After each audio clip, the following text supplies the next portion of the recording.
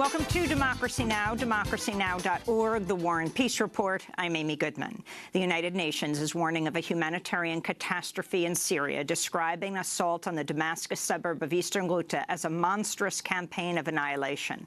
Aid workers report at least 300 people have been killed over the past 3 days. Many of the victims are women and children. Targets have included hospitals and residential apartment buildings. This is Ravina Shamdasani, spokesperson for the UN Office of the High Commissioner for Human Rights. The High Commissioner for Human Rights is talking about this being a monstrous campaign of annihilation of eastern Ghouta with no regard for civilian lives.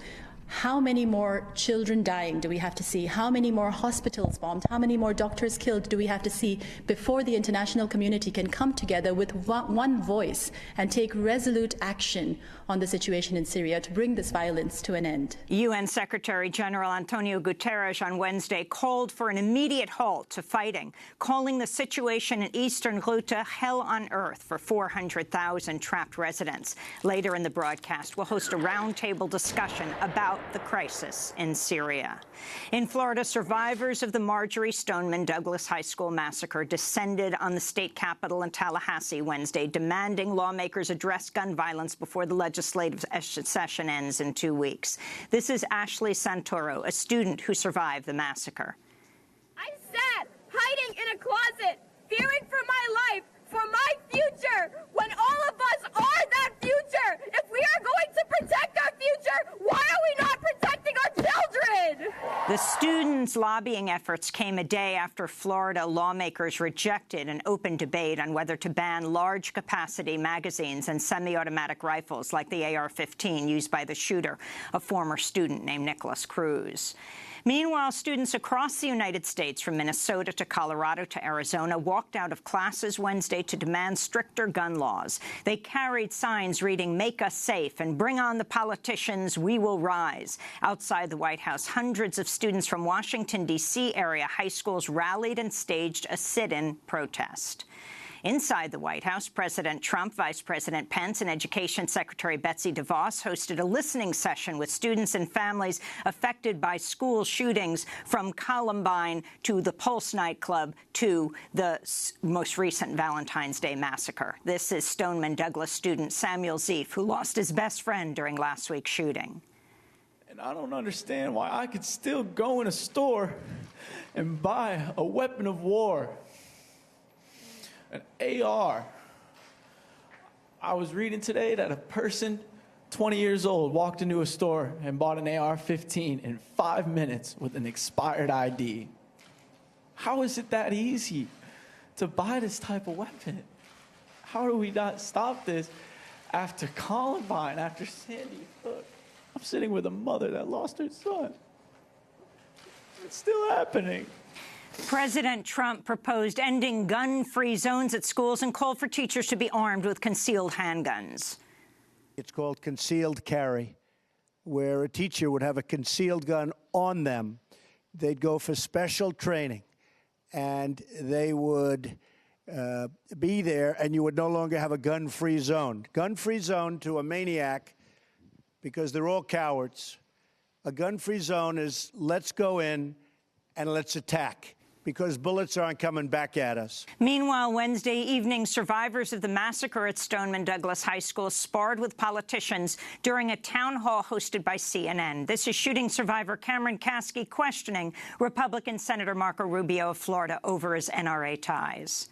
This is about people who are for making a difference to save us and people who are against it and prefer money. So, Senator Rubio, can you tell me right now that you will not accept a single donation from the NRA in the future? People buy into my agenda.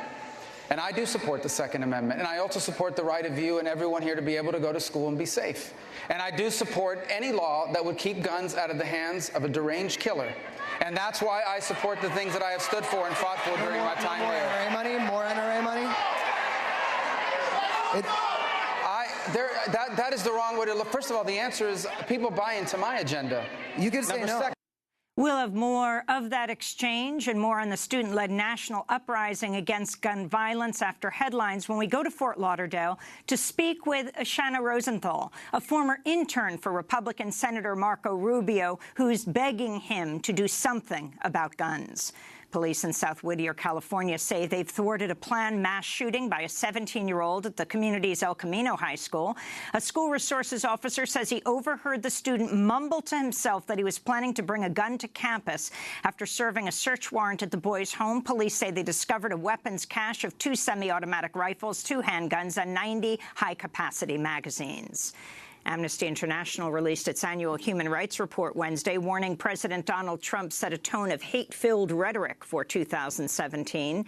Speaking from Washington, D.C., Secretary General Salil Shetty said Amnesty is releasing the report from the USA for the first time ever because of the significant and serious new threats to human rights brought by the Trump administration. The rising rhetoric of hate translated into horrific, real-world consequences. That is the bad news from 2017. But there's also a lot of encouraging news. 2017 showed us what happens when people mass in great numbers to say that they will not accept the injustices they face. Rather than capitulate to narratives of fear, ordinary people clamored for justice, breathing new life into long-standing struggles and igniting a new era of social activism. There's no better example of that than what we've seen with the kids in this country standing up against gun violence in the last few days. In Nigeria, police say 111 girls went missing from a state-run boarding school in the northern town of Dapchi following a raid by militants with the group Boko Haram. Parents of the children say fighters armed with machine guns abducted the girls, though there were conflicting reports over whether some of them were subsequently rescued by the Nigerian military. Reuters reports 2 of the girls were found dead. Brazil's Senate has lent its support to President Michel Temer's decree ordering the military to take control of security in Rio de Janeiro amidst a spike in violent crime in Brazil's second-largest city. Heavily armed soldiers and armored vehicles are now patrolling Rio's impoverished favelas. The military's deployment follows a wave of violence carried out by Brazil's police, who killed over 4,200 people across Brazil in 2016, with nearly 1,000 of those killings in Rio de Janeiro alone.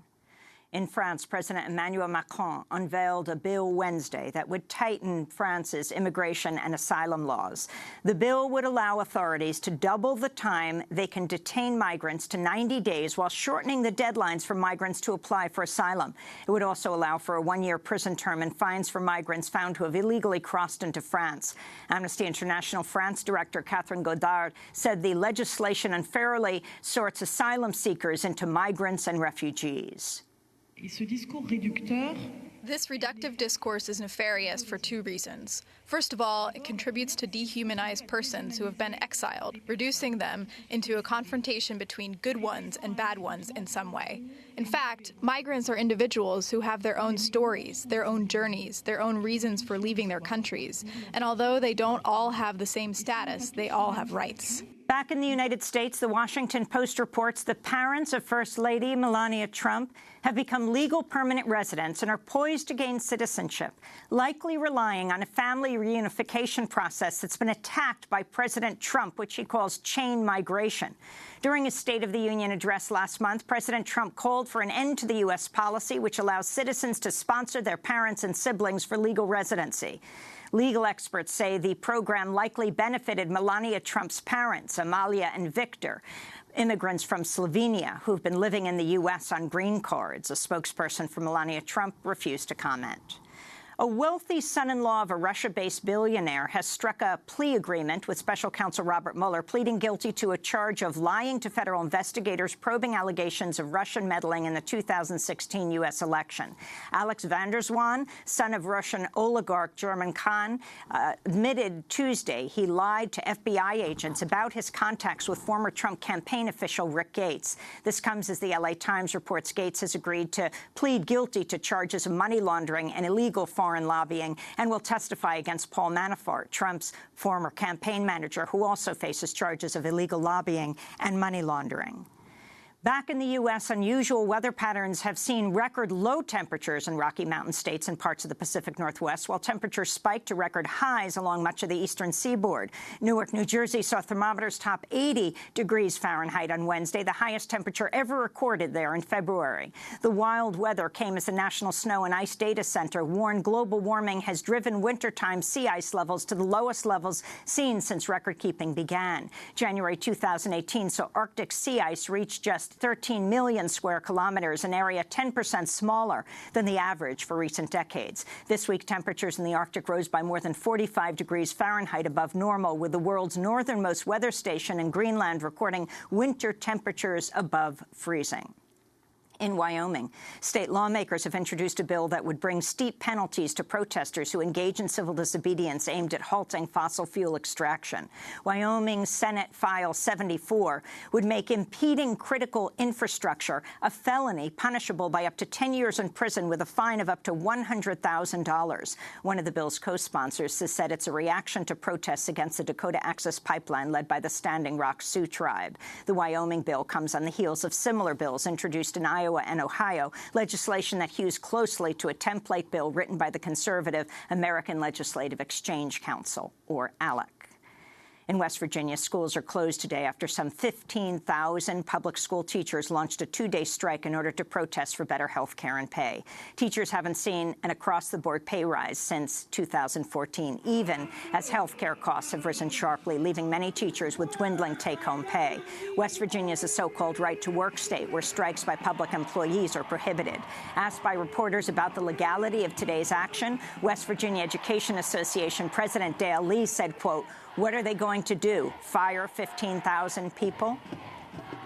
And Christian evangelical leader Billy Graham has died at the age of 99. Over a career that spanned decades, Graham built a ministry that saw him preach in so-called crusades to millions of people around the world, bringing Christian evangelism into the mainstream.